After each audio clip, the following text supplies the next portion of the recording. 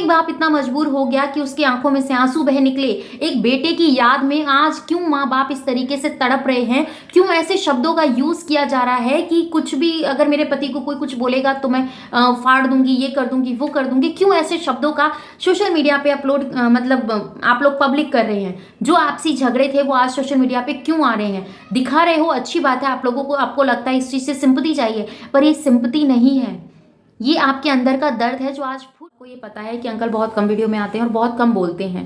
पर आज जब अंकल का ये वीडियो देखा ना तो उसको देख के बहुत ज़्यादा पेन हुआ। पेन क्यों हुआ वो भी आपके साथ शेयर करेंगे। और उससे पहले मैं इस बारे में बात करूंगी कि आंटी जी ने ये बात क्यों बोली थी कि अगर ज़रूरत पड़ेगी तो मैं यमराज के आगे से भी अपने बच्चे को छीन के लेके आ सकती हूँ, क्योंकि ये माँ का विश्वास है।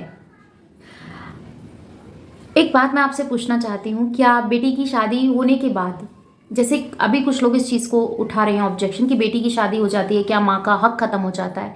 तो सेम प्रोसेस, मतलब बेटी की माँ का दर्द होता है, बेटे की माँ का दर्द कोई वैल्यू नहीं रखता है। क्यों भाई, क्यों नहीं रखता है? आप मुझे बताइए क्यों नहीं रखता है? आप बोलेंगे कि रखता है भैया, क्योंकि उतना ही दर्द उस माँ ने बेटे के लिए भी सहा है और उतना ही दर्द उस बेटी के लिए भी सहा गया है। पर नहीं, सबका अपना अपना तरीका है, सबके अपने अपने सोचने के तरीके हैं। कौन किस वे में सोचता है, कौन किस वे में सोचता है। आंटी जी ने यहाँ तक की अपनी बात रखी थी कि जब मैं पूजा के घर गई थी तो पूजा के घर जाकर मैं रही थी, तो वो सब चीज़ें ठीक हैं अपनी जगह, क्योंकि वहाँ पर एक ज़रूरत थी। और कभी भी ऐसा नहीं हुआ है कि उनकी मम्मी के लिए, मनीषा की मम्मी के लिए ये सब चीज़ें बोली गई हैं या फिर कुछ भी इसको लेके बातें उठी हैं। उठी होंगी तो ऑफ कैमरा उठी होंगी, ऑन कैमरा तो हमने ऐसा कुछ नहीं सुना। बट हाँ, आंटी थोड़ा सा ये है जो उनके मन में है वही उनके मुंह पे आ जाता है, वो अपने पेटे पाप नहीं रखती हैं, ये बात मैं क्लियर कर सकती हूँ, क्योंकि उन्होंने वही चीज़ें बोली। आज पता नहीं क्या हो रहा, सुबह से ना मेरी वाली आँख फड़क रही है, तो पता ना उल्टी आँख फड़कनी कैसी होती है, मुझे इतना आइडिया नहीं। तो आज मैं आप लोगों के साथ ये बात शेयर कर देती हूँ कि कुछ ऐसा होता है जो हम लोगों को, हम चाहकर भी उन चीज़ों को नहीं वो कर सकते हैं, क्योंकि कई बार हम ये बात सोचते हैं ना कि चलो आज नहीं तो कल ये सब चीज़ें सही हो जाएंगी। और आंटी और अंकल जी का यही कहना है, अब मैं अंकल की बात पे आती हूँ, अंकल जी का यही कहना है कि बेटे को अगर जन्म दिया है, बेटी को जन्म दिया है, तो क्या पेरेंट्स का हक खत्म हो जाता है बेटा या बेटी की शादी करने के बाद? आप मुझे बताइए, क्यों एक बेटा बहुत लाडला हो जाता है और दूसरे बेटे को लोग ये सोच बोलते हैं कि तुम दूसरे बेटे को प्यार नहीं करती हो? कैसे आप लोग जज कर सकते हैं कि वो अपने दूसरे बेटे को प्यार नहीं करती है और बड़े बेटे को प्यार नहीं करती और छोटे बेटे को प्यार करती है? कैसे आप बोल सकते हो? क्या आपने कभी इस चीज़ का तोल किया है कि बड़े बेटे से ज़्यादा प्यार हो रहा है, छोटे बेटे से प्यार नहीं है? कैसे आप ये सब चीज़ें बोल सकते हो? थोड़ा सा सोचो कि आप किसके लिए और कैसे बोल रहे हो, क्योंकि पेन होता है जब ये सब चीज़ें सामने आती हैं, तो पेन होता है, तकलीफ होती है भाई, दर्द होता है, आसान नहीं है कुछ भी। पर फिर भी हम उन चीज़ों को समझते हैं, फेस करते हैं। और अब रिसेंटली जब अंकल के सामने ये सब चीज़ें आई, क्योंकि अंकल ने ये बात कही और ये बात रखी भी है, अंकल ने जब ये बात कही कि बेटे को, जब हमने ये चीज़ें बोली हैं, बेटे की बहू ने ये बात कही है कि मेरे आदमी को, क्योंकि अगर उनके आदमी को कोई कुछ बोलेगा तो उनको गुस्सा आएगा, तो मेरे आदमी को कोई कुछ बोलेगा तो मैं भी फाड़ दूंगी। तो ये कहीं का भी मतलब सेंस नहीं बनता है अगर आप अपने बड़ों से इस तरीके से बात कर रहे हैं। तो आप सोशल मीडिया पे ये क्या संदेश दे रहे हैं, आप मुझे बताइए पहले तो, क्योंकि आप एक तरफ तो अपनी फैमिली को बहुत ग्रेट फैमिली बताते हैं, आप बोलते हैं कि हम हस्बैंड वाइफ बहुत अच्छे हैं, बहुत अच्छे से रहते हैं, वहीं दूसरी तरफ आपके हस्बैंड ये चीज़ें बोलते हैं कि जितना मेरा लगाया हुआ पैसा है, सचिन ये चीज़ बोलते हैं, जितना मेरा लगाया हुआ पैसा है उतना ही मेरी वाइफ का लगाया हुआ है, घर हम दोनों का है, क्योंकि घर उनकी वाइफ के नाम है। तो वही, ऐसा कुछ नहीं है। अगर आंटी जी को, अंकल जी को इस चीज़ से ऑब्जेक्शन होता कि बेटे ने बहू के नाम घर कर दिया, तो पहले ही वो सब चीज़ें समझ में आती, बट ऐसा कुछ नहीं है। पर फिर भी कहीं ना कहीं प्रिंस ने अपनी इस बात को रखा था कि मम्मी बताओ कि उस घर में मेरा हक है या नहीं। वो एक मजाक में आप कह सकते हैं, या फिर अपने मन की बात रखने के ऊपर कह दिया था। तो उन्होंने कहा कि जो मेरा है, आंटी जी ने ये बात फिर भी कही थी कि जो चीज़ें मेरी है बेटा उस पर तुम्हारा हक है, तुम जो कमा रहे हो वो तुम्हारे ऊपर बनता है कि तुम उस पर अपनी वाइफ को हक देते हो या अपने भाई को हक देते हो या फिर अपनी माँ को हक देते हो, वो तुम्हारा एक अपना वो है। पर मैं यहाँ पर एक चीज़ पूछना चाहूँगी, वही चीज़ अंकल ने भी पूछी है कि आप मुझे ये बताइए, मैं इसको नेगेटिव थॉट की तरफ नहीं लेके जा रही हूँ, मेरा इसके ऊपर रिएक्शन देने का रीज़न सिर्फ इतना सा है कि जब एक फैमिली के अंदर दरार पड़ती है तो क्यों पेरेंट्स ही गलत होते हैं, ऐसा क्यों? मानते हैं, सोच का फर्क आ जाता है, मान लेते हैं इस बात को भी कि हम एक दूसरे को नहीं समझ पाते हैं, हमारे जो पेरेंट्स हैं उनके साथ हमारा तालमेल अच्छे से नहीं बैठते हैं कि हमारा तालमेल अच्छे से नहीं बैठ पाता है हमारे पेरेंट्स के अकॉर्डिंग, जैसे हमारे पेरेंट्स हमसे चाहते हैं। कई बार काम की वजह से, कई बार एक ऐसा होता है ना, जनरेशन का भी फर्क पड़ जाता है। और पर जनरेशन क्या अपने पेरेंट्स से इतनी ऊपर हो जाती है कि आप एक छोटा सा एग्जांपल मैं आपको देती हूँ, ठीक है। सपोज अगर आपको कोई सपना आपने देखा है, वो सपना आप अपने मायके में पूरा नहीं कर पाए या अपने पेरेंट्स के पास रहकर नहीं कर पाए, और वो टाइम आपका निकल गया, तो आपका क्या राइट बनेगा? आप ये सोचेंगे कि नहीं, मेरा बच्चा वो सपना ज़रूर पूरा करेगा, ये तो सोचेंगे ना। क्योंकि जैसा एक माँ सोचती है कि मैं ये चीज़ें अचीव नहीं कर पाई तो कोई बात नहीं, मेरी बेटी ये चीज़ करेगी ना, मैं उसी में अपनी ज़िंदगी जी लूँगी। तो ठीक उसी तरीके से बाप भी यही चीज़ें सोचता है कि मेरा बेटा जब कुछ करेगा ना तो वो मेरे लिए बहुत बड़ा होगा और वही मेरे लिए बहुत इंपॉर्टेंट होगा। क्योंकि जो सपने मैंने देखे हैं ना, अगर वो सपना मेरा बेटा पूरा कर भी देता है तो भी क्या बुरा है? सपना तो देखा है ना, उस सपने को पूरा करने के लिए ही तो अपने बच्चों को रखते हैं एक ऐसे टाइम के लिए कि एक बुरा टाइम आ जाए तो उस टाइम पे हमारे बच्चे हमारे साथ खड़े हों। पर यहाँ तो कुछ और ही नज़र आता है, कुछ और ही देखने को मिलता है, ठीक है ना। यहाँ पर ये चीज़ें नहीं है। आप ये सोचता है कि अगर मैंने कोई सपना देखा और मैं पूरा नहीं कर पा रहा हूँ, अच्छा है कि मेरे बच्चे वो सपना पूरा करेंगे। क्या बाप का सपना इतना ही है कि मतलब बाप का जो फर्ज है कि उसने पैदा किया है और माँ ने जन्म दिया है तो उसकी परवरिश कर दो, उसकी शादी कर दो, उसके बाद उसकी जिम्मेदारी, माँ बाप की जिम्मेदारी खत्म हो गई और उसके बाद जो बच्चों की अपनी लाइफ है वो स्टार्ट हो गई। क्यों भाई?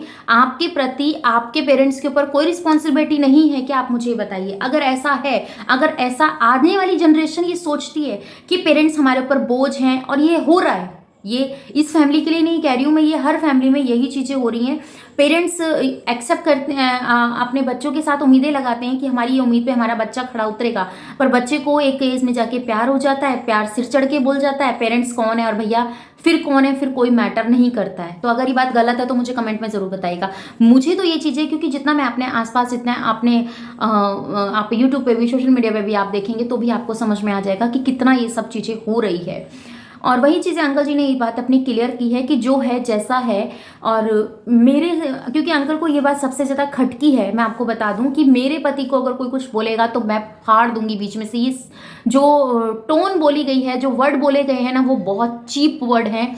सीरियसली, अगर एक सास को, अगर आप एक ससुर को इस तरीके के वर्ड आप बोलते हैं तो ये बहुत ही ज़्यादा गलत है। और सबसे ज़्यादा शर्मिंदगी की बात तब है जब वहीं पर बेटा बैठकर सुन रहा हो कि ऐसे वर्ड मेरे माँ बाप के लिए मेरी वाइफ बोल रही है। तो ये बहुत शर्मिंदगी की बात है कि ये सब चीज़ें हैं। यहाँ पर आंटी ने अपनी बात भी क्लियर की कि मैंने अपने ससुराल में जितने भी रिश्ते हैं उनको बहुत ही बखूबी तरीके से निभाया। बहुत छोटी एज में आंटी की शादी हो गई थी, 15-16 साल आंटी बता रही थी कि मेरी उस एज में शादी हुई थी।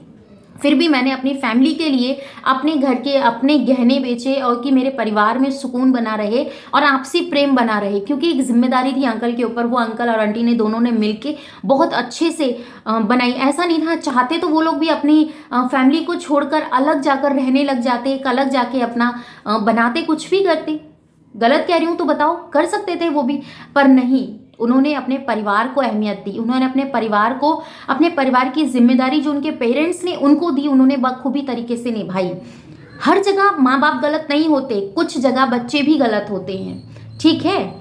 तो आपको कोई बोलना, कुछ ये सब चीज़ें करना, अरे वो फलाना ढिमकाना, इस तरीके से बात करने से कुछ भी सेंस नहीं निकलने वाला है। आप अपने आप को, अपनी ऑडियंस को ये दिखाते हो कि मैं बिल्कुल सही हूँ, मेरी तरफ से कोई गलती नहीं हुई है, वो जो बोल रहे हैं बोलने दो। और इतना जो आप ये जो आपने कहते हैं ना टॉन्ट जो कसा है, ये आपने जो बोला है कि मेरे घर वाले तो कोई है नहीं घर को देखने वाला पीछे से, कि घर को कौन देखेगा। तो भैया मेरे साले साहब हैं, ऐसे 4-5 साले हों तो घर अच्छे से हो जाए मैनेज और अपने पैरों पे खड़े रहो। एक अच्छी बात है कि आप अच्छे से उसको गाइड कर रहे हो, पर आप बोल कहाँ रहे हो ये देखो कि वो वीडियोस आपकी फैमिली भी देखेगी, आपकी माँ भी देखेगी। बेशक चलो आपको प्रिंस से कुछ भी हो रहा हो, कुछ भी आपको ये सब चीज़ें चल रही हों, बट फिर भी आपका माइंड इस तरीके से नहीं सोच सकता, मुझे ऐसा लगता है, क्योंकि आपकी बहुत प्योर इमेज हम लोगों ने रखी थी कि आप अपनी फैमिली को समझते हैं, कहीं ना कहीं इस तरीके की बातें नहीं रखते हैं, बट आप रख रहे हैं। तो हम क्या कर सकते हैं, क्या कर सकते हैं बताओ। हम लोग भी वही देख रहे हैं और जो देख रहे हैं वो हम बोल रहे हैं। अगर कुछ लोगों को ये लगता है कि हमारे बोलने से इन लोगों के रिश्ते मतलब क्रैक हो रहे हैं, हम लोगों की वजह से ये सब चीज़ें हो रही हैं, तो हम इनके घर में जाकर ये स्टोरी नहीं मतलब बताते हैं, ये स्क्रिप्ट नहीं लिखते हैं कि आपको ये पढ़ना है और इस तरीके से आपको रिएक्ट करना है, फिर बाकी हम लोग अपना काम करेंगे। ऐसा नहीं होता है। ये खुद जो चीज़ें सोशल मीडिया पे आ रही हैं वही आप में से और हम में से उठा के बात कर रहे हैं, बाकी घर में जाकर कोई किसी के ना सुन रहा है ना सुना रहा है। ठीक है, और एक अच्छा मैसेज दो जो आपके लोगों आपको समझे और अच्छे से सब चीज़ें गाइड हो।